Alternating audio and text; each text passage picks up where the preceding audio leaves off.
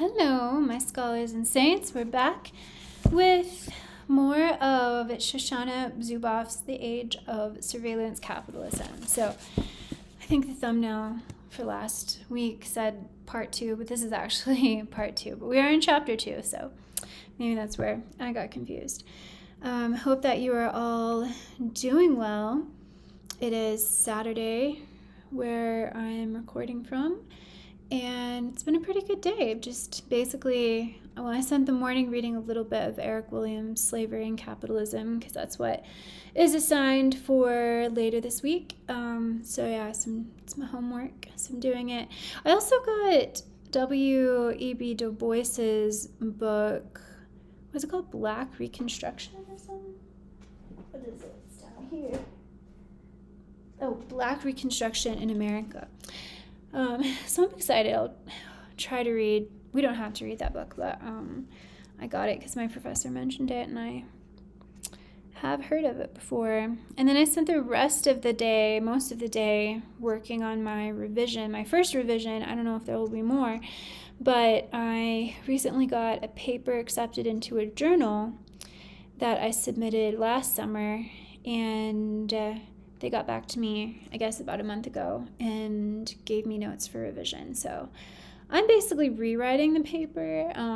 It's the same topic and everything. I'm using some of the same, previous draft, but basically they said my paper was unorganized and unfocused. And I think that's pretty typical for me in my papers. I'm realizing that's a pattern. That's my weakness. So it's fun doing the second revision. It gives me a chance, since I submitted it in the summer, I've read different things that I feel like could go in the paper and would fit even better than stuff that I had before.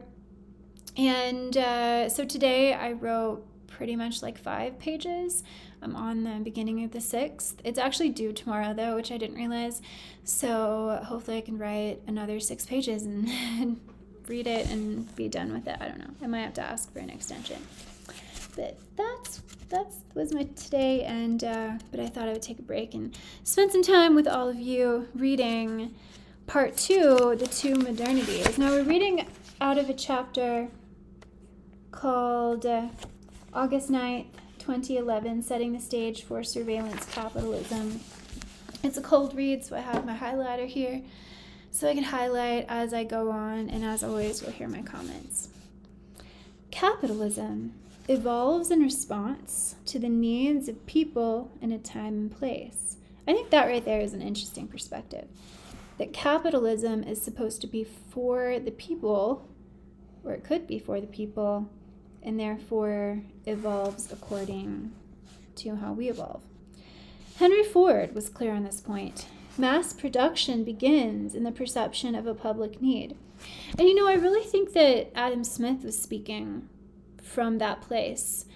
I can only imagine that when Adam Smith was living and breathing and jiving, that you didn't have a lot of options, maybe for products, maybe the ease of life that didn't have a ton of conveniences, maybe certain things weren't always accessible, the quality, the quantity, and so it, probably made sense in his time to suggest those things, even if, I say this, maybe with hesitation, even if he felt that it wouldn't be necessarily great for those working in the factory. But why couldn't it have been that, those who had to work in the factory doing mundane, repetitive tasks would not have to work that much? They would get paid really well, and they could work 3 out of the 7 days. And so that, his idea, Adam Smith's idea of compensation, was to have cheap education and cheap entertainment. But if you could have just paid them well and had them work not so much and work not, at a super fast rate, then that seems like that could have been a better compensation, but he didn't think about that. At a time when the Detroit automobile manufacturers were preoccupied with luxury vehicles, Ford stood alone in his recognition of a nation newly modernizing individuals. Farmers, wage earners, and shopkeepers who had little and wanted much, but at a price they could afford. Their demand issued from the same conditions of existence that summoned Ford and his men as they discovered the transformational power of a new logic of standardized, high-volume, low-unit cost production. Ford's famous $5 a day was emblematic of a systemic logic of reciprocity. In paying assembly line workers higher wages than anyone had yet imagined, oh, there you go, we were just talking about that, he recognized that the whole enterprise of mass production rested on a thriving population of mass consumers. Although the market form and his boss, so it's interesting, Zuboff is it sounds like she's kind of detailing a more ideal perspective and time of capitalism than now. Although the market form and its bosses had many failings and produced many violent acts, its populations of newly modernizing individuals were valued as necessary sources of customers and employees. It depended upon its communities in ways that would eventually lead to a range of institutionalized reciprocities. On the outside, the drama of access to affordable goods and services was bound by democratic measures and methods of oversight that asserted and protected the rights and safety of workers and consumers. On the inside were durable employment systems, career ladders, and steady increases in wages and benefits. Indeed, considered from the vantage point of the last 40 years, during which this market form was systematically deconstructed. Oh, that's interesting. It's because she's giving us a time. Its reciprocity with the social order, however vexed and imperfect, appears to have been one of its most salient features. The implication is that new market forms are most productive when they are shaped by an alliance to the actual demands and mentalities of people. I mean, this line of argument is similar to, I guess the same one as... similar to the one about, how do we get companies to be more environmentally conscious? Will we make it profitable for them? We have to market environmentalism as being beneficial to those companies. Like, for instance, and I think maybe this led to some greenwashing, but, you could, Walmart, let's say, because Walmart and Target did this, you could start offering organic produce and products to your customers, and you will attract a new kind of audience in addition to the one that you already have. And so that might support organic farmers, or food companies with more ethical practices that are more conscious of that, etc. So it sounds like the same argument. The great sociologist Emil Durkheim, who I have not read, but I would like to, made this point at the dawn of the 20th century, and his insight will be a touchstone for us throughout this book. Okay. Observing the dramatic upheavals of industrialization in his time, factories, specialization, I'm reading slowly because I'm highlighting, the complex division of labor, Durkheim understood, we're talking about Durkheim, okay, that although economists could describe these developments, they could not grasp their cause. He argued that these sweeping changes were caused by the changing needs of the people, and that economists were and remain systematically blind to these social facts. Quote, the division of labor appears to us otherwise than it does to economists. For them, it essentially consists in greater production. For us, this greater productivity is only a necessary consequence, a repercussion of the phenomenon. If we specialize, it is not to produce more, but it is to enable us to live in the new conditions of existence that have been made for us. The sociologists identify the perennial human quest to live effectively in our conditions of existence as the invisible causal power that summons the division of labor, technologies, work organization, capitalism, and ultimately civilization itself.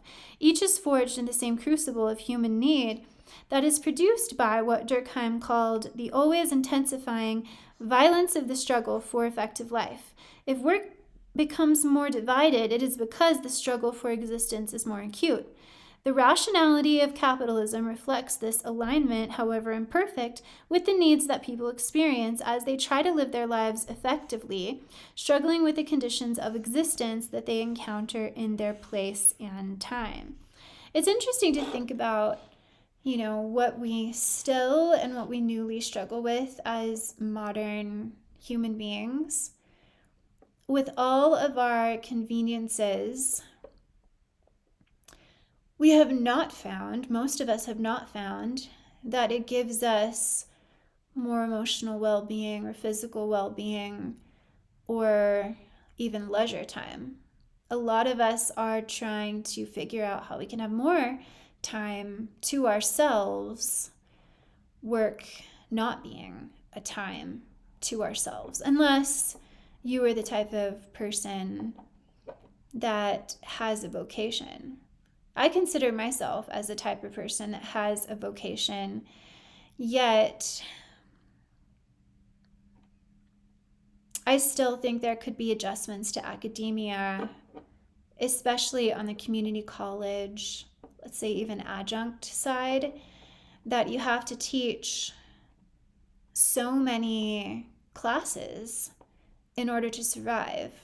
And that's not necessarily the most enjoyable or beneficial to students approach. If professors were only teaching 2 classes a semester, then they could devote a lot of attention to those students. And if the caps on classes were, let's say, a reasonable 20 students each, or even 25, but 20 would be much better, 18 to 20 students, so that then you'd have like 40 students for each semester. You could spend more time on their essays, their papers, giving them feedback, building a relationship. Then you could logically teaching what many people of the communities I just mentioned teach, which is like 7 or 8 classes. We'll teach as many, and I'm full-time at the state college, but I still teach as many classes as I can make because my base salary is nothing. So I'll just say that it's nothing in terms of the cost of living in the place where I am.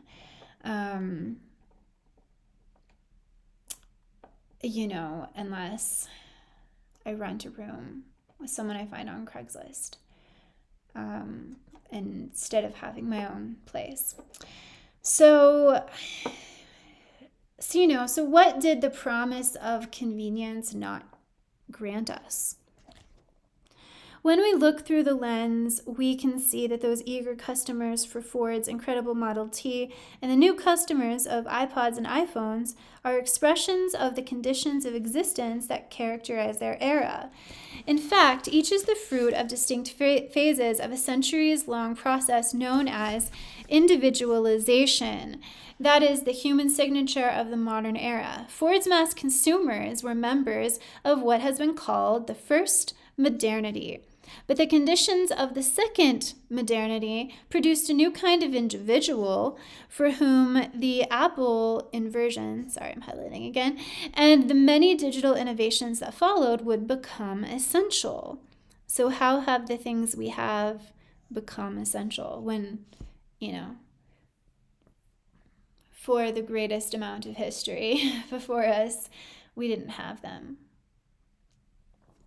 The second modernity summoned the likes of Google and Facebook into our lives, and in an unexpected twist, helped to enable the surveillance capitalism that would follow.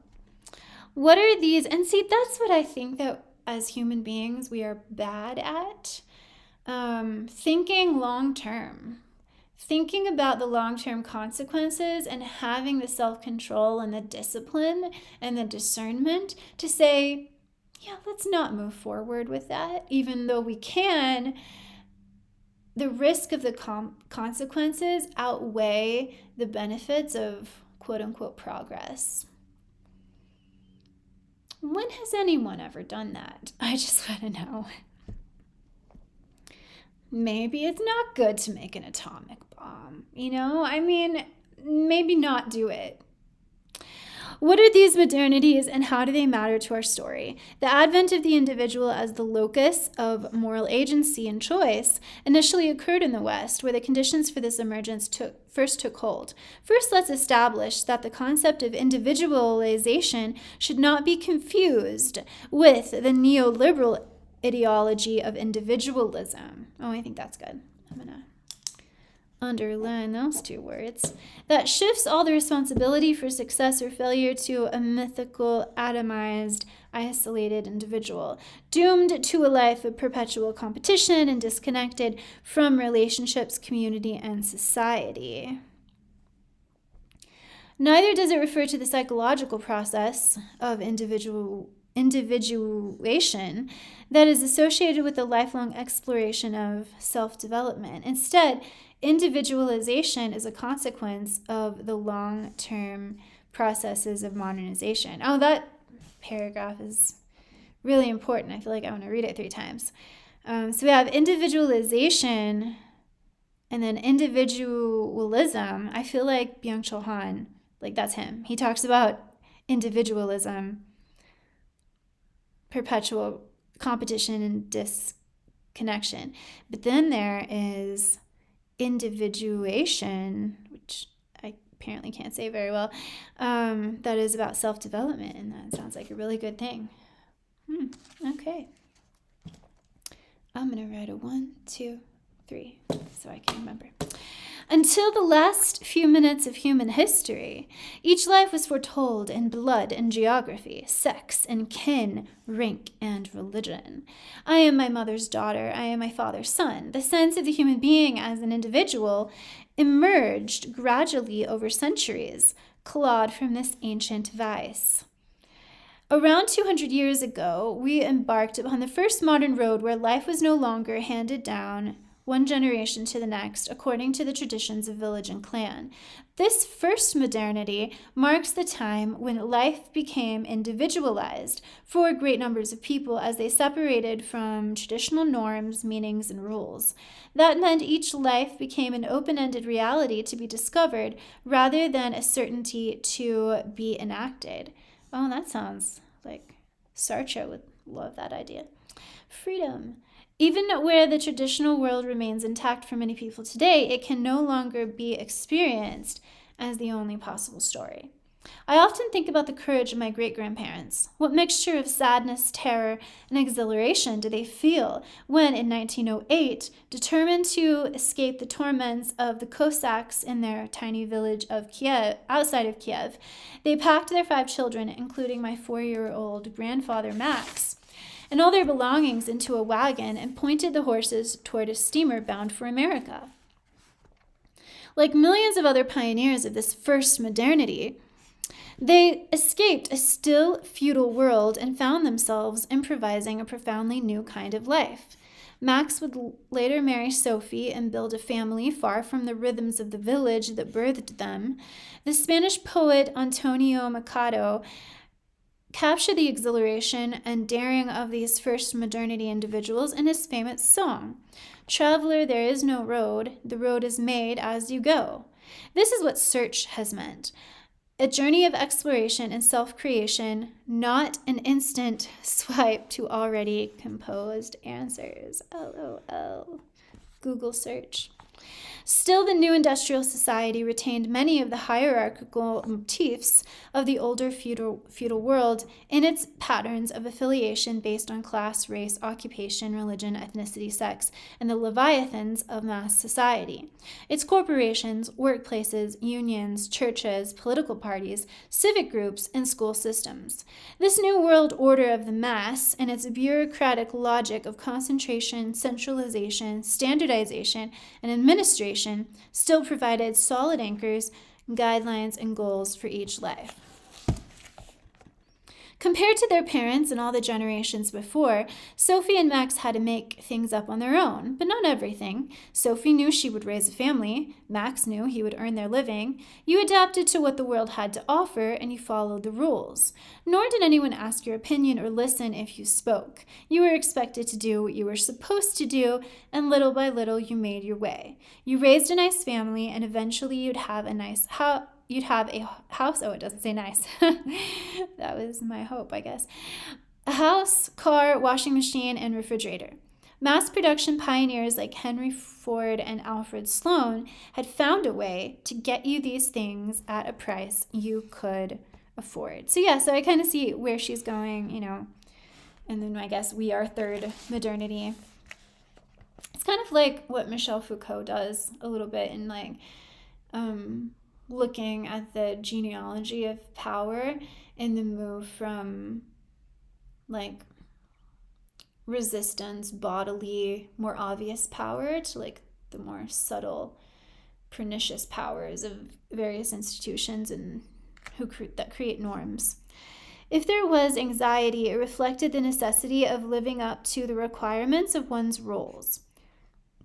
One was expected to suppress any sense of self that spilled over the edges of the given social role, even at considerable psychic cost.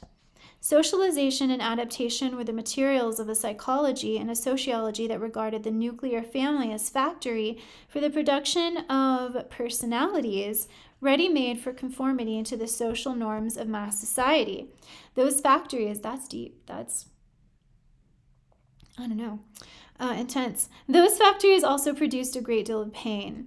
The feminine mystique, closeted homosexuals, church-going atheists, and back-alley abortions. Eventually, though, they even produced people like you and me. That's so interesting, because I can't help compare what people say to adult children who grew up in families where the parents were narcissistic or had some kind of antisocial personality disorder or were alcoholics or just emotionally immature, unavailable, how those people still have imprisoning childhoods. I guess even I saw something recently that said that even if you had a good childhood, you still have to heal from certain traumas. And I'm laughing, but no, it's not funny. And I mean, I hope that's not true, but if it is, it gives us I guess more compassion toward each other. I don't know. It's just interesting. I guess when writers say people like you and me, I wonder who's not included in that. When I set out on the open road, there were few answers, nothing to emulate, no compass to follow except for the values and dreams that I carried inside me. I was not alone. The road was filled with so many others on the same kind of journey. The first modernity birthed us. But we brought a new mentality to life, a second modernity. What began as a modern migration from traditional lifeways bloomed into a new society of people born to a sense of psychological individuality with its double-edged birthright of liberation and necessity. We experienced both the right and the requirement to choose our own lives. We have to be existential beings. No longer content to be anonymous members of the mass, we feel our entitlement to self-determination, an obvious truth to us that would have been an impossible act of hubris for Sophie and Max. This mentality is an extraordinary achievement of the human spirit, even as it can be a life sentence to uncertainty, anxiety, and stress. And that's why we like the existentialists. Since the second half of the 20th century, the individualization story has taken this new turn toward a second modernity. Industrialization, modernity, and the practices of mass production. This sentence has no commas.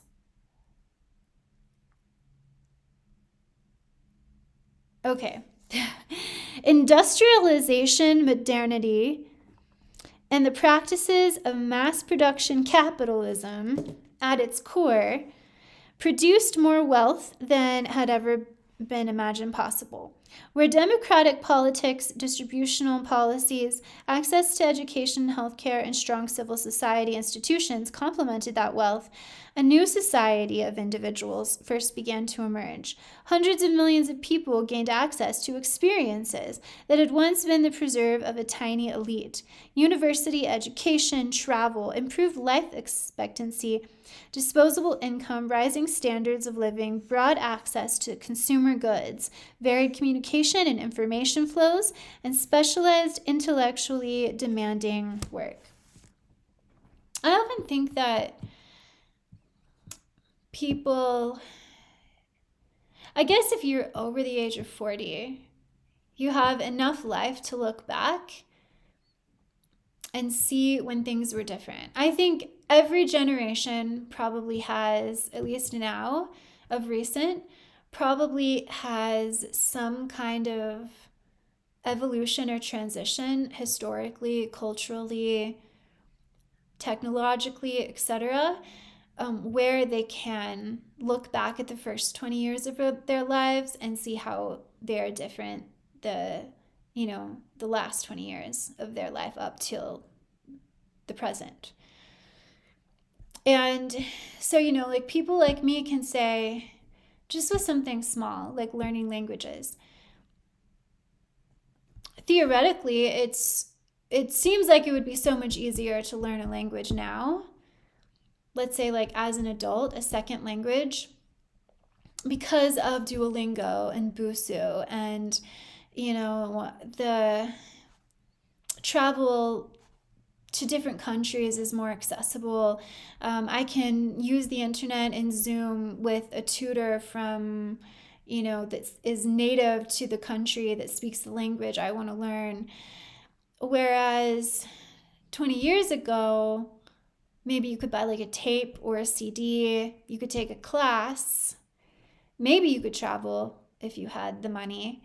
But there was no maybe internet. I guess there was internet. Not, the internet of today, not the internet of today, not the computers of today. And so, there was probably the Commodore 64 was my first computer. So I'm like, was there a language game that you could play on that? I don't know. Maybe. What did I even do on that computer? AOL chat, maybe? Just chatting with random criminals. I don't know. It just doesn't seem safe. But, so theoretically, but, have I learned a second language? No, I haven't. And then we have to say, at what cost?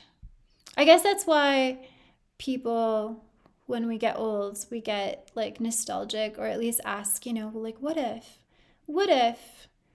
the world hadn't evolved to have all of these, lovely little technologies and conveniences today? Would we be happier?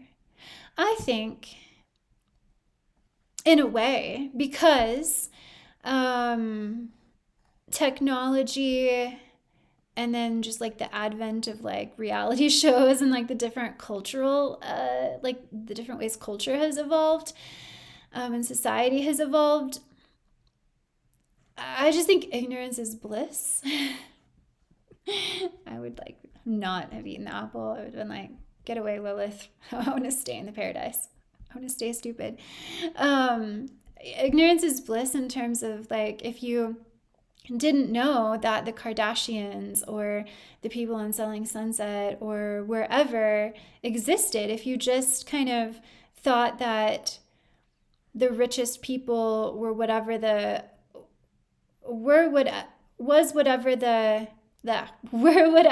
upper limits of wealth was in your residential neighborhood. You wouldn't be able to compare yourself.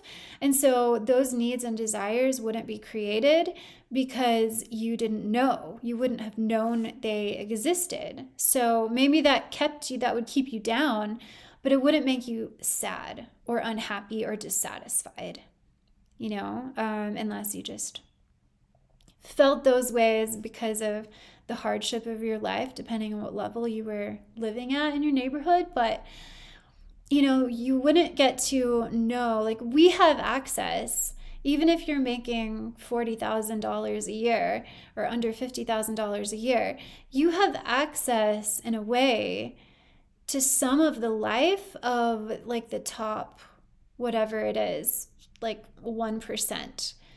There should be no reason that I, like, middle class, lower middle class, working class because of my salary, but I guess not working class because of my profession and how it's seen.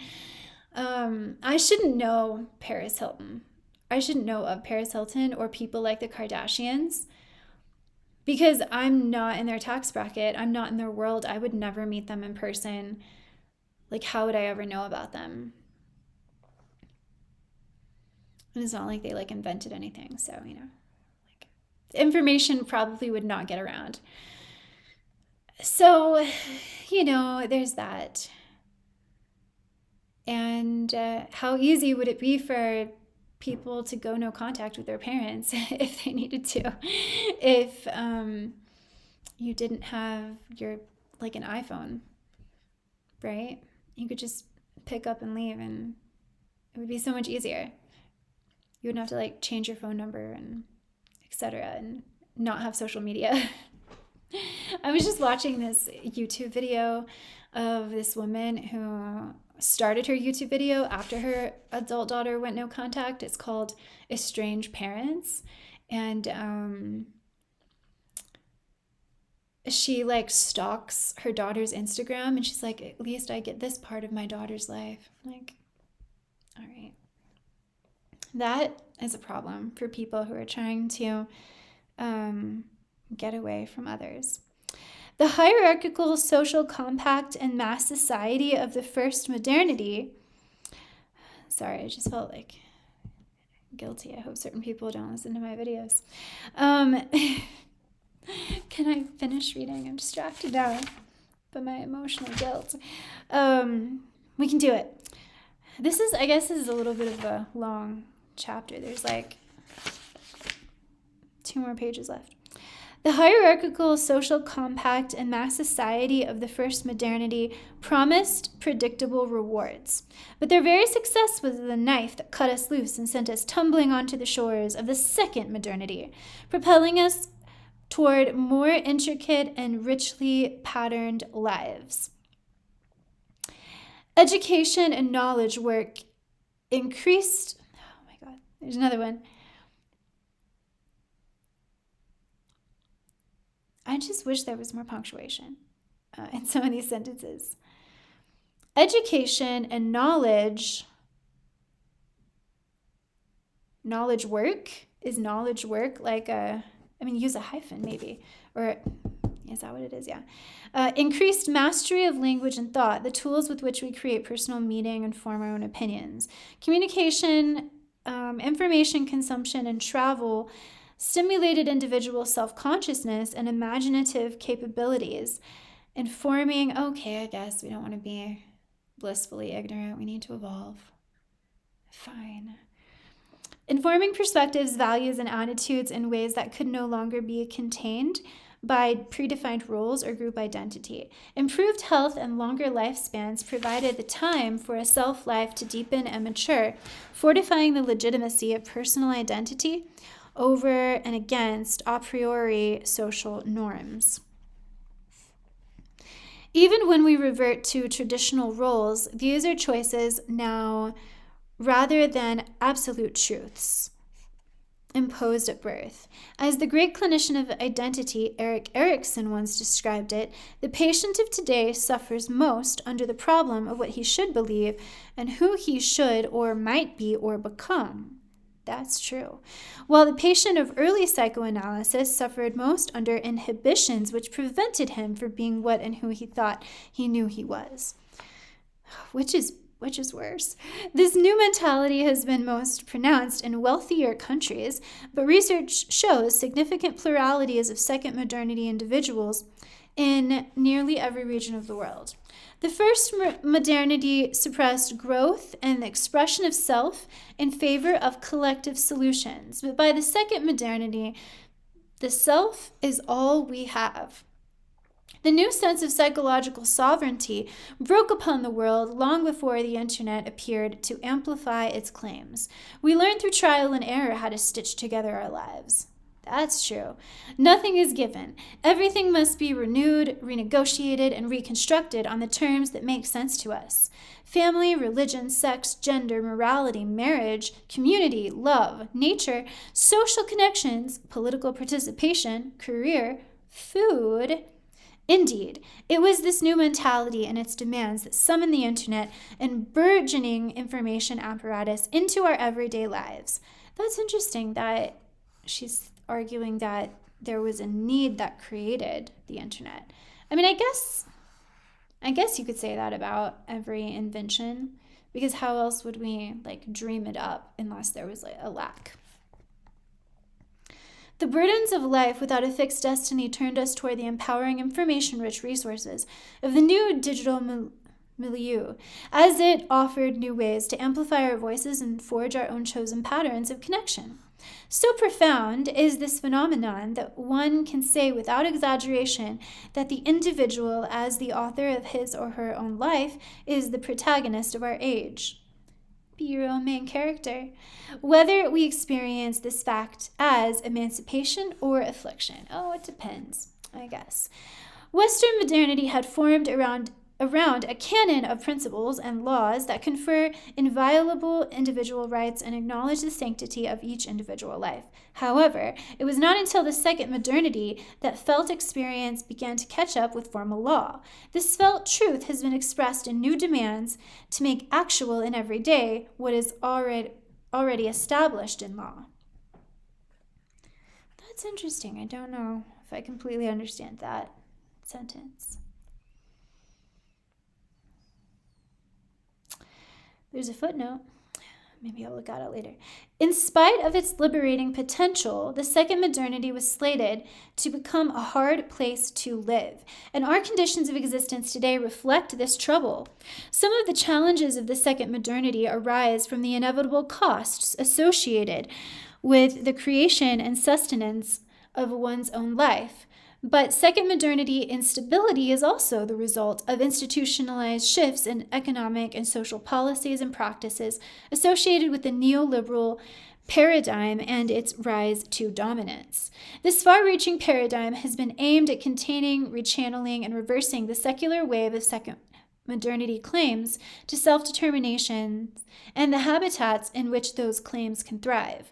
We live in this collision between a centuries-old story of modernization and a decades-old story of economic violence that thwarts our pursuit of effective life.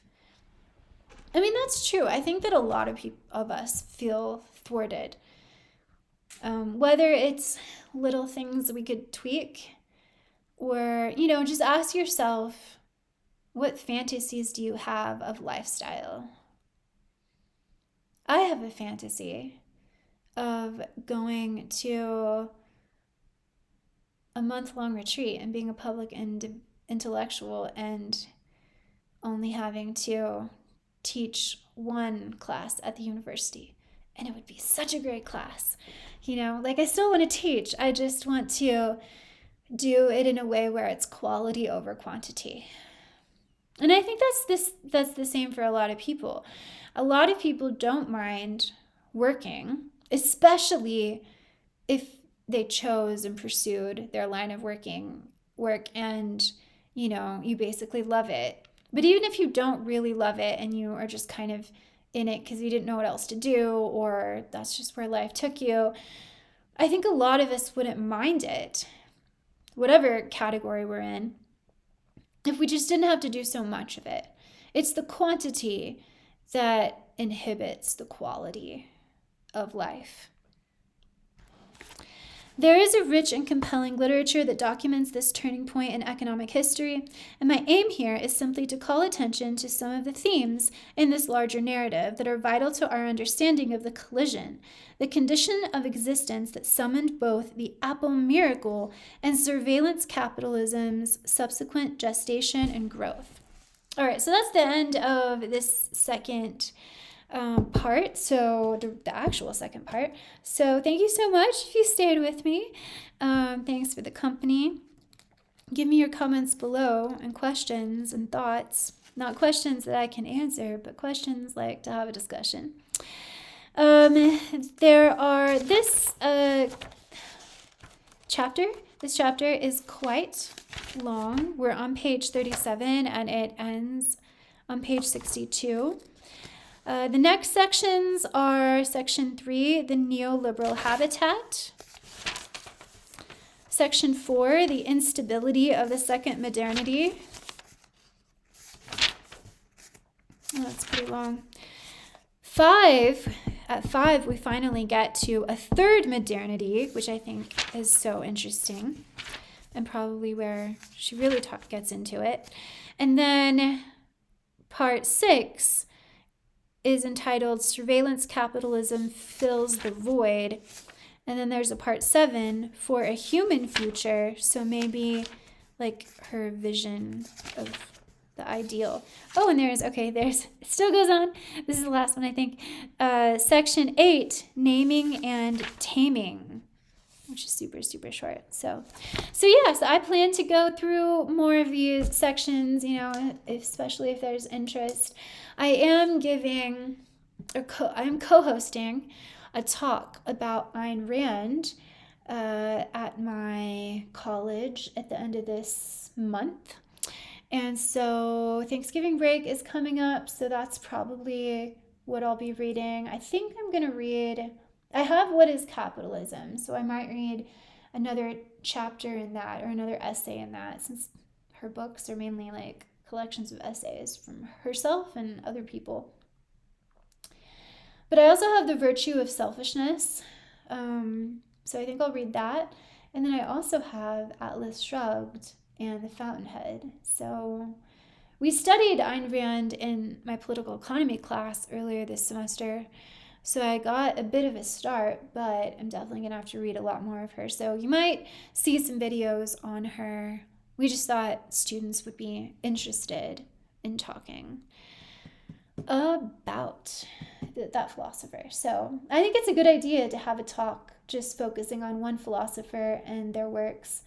I think it makes it more fun to prep because you really have a focus. I think it's probably easier to prep than what I tried to do for my first talk, where I was just by myself. It went well, except we didn't have a sound system, so gonna make sure we have a sound system this time, because people could really only hear me. I could hear everyone, but I was like moving around. I just had a question. So my question was, how can philosophy help us cope with the human predicament? Which I guess sounds kind of pessimistic. I might have said this before. I might have told you this before. But yeah, I'm super glad. And my colleague is like, I guess I don't really, like I hadn't really known her before this, but she's like so nice. So I just think it's like so great to work. It's so great to work with people if they're just like good people, and they're nice to you. So, and smart. And like she came up with focusing on Ayn Rand. So I thought that was really cool. I, of course, if it were really just me and I was doing one philosopher, it would be Byung-Chul Han or Heidegger. So those are my peeps currently. So let me know in the comments, what you think about what I just read, what you're doing over Thanksgiving break, and if it's called something different than at your school, or at your work, or you don't have one because of where you live. I guess that would also be the case. And what you're reading And I don't assume everyone that listens is a college student, but I'm just so much on the academic calendar that it's hard not to say, like, tell me what you're going to do on winter break. So, but if you are also on the academic calendar or something like that, you could tell me. I'm going to be reading this winter break some Hegel, some Nietzsche, and more Marx, because I'm taking a class on those 3 philosophers next semester. I need to get the syllabus from my professor, but I'm super excited about that. So I already got together my little stack of Hegel and Nietzsche, and then I have like 1 book for Marx, and I'll be adding to that. And so next semester, and maybe this winter break, you'll see some videos on those 3 professors. So let me know if you have a preference of one over the other. I've read a ton of Marx. I'm not finished with, I really didn't get that far in The Birth of Tragedy, and I'm about halfway or more through Daybreak. I know the title can be, there are other versions of that title, but mine is called Daybreak. So I don't have, I think it's called Twilight of the Gods. I don't have, I guess, his last writings. Is there one called like Ecce Homo, maybe? Like The New Human. I don't have that one. And I want to get Hegel's, there's a Penguin Classics book on aesthetics with Hegel that I want to get. And then there's a $61 book on religion from Hegel that I probably will get. So, and I can't remember what the 4th one was.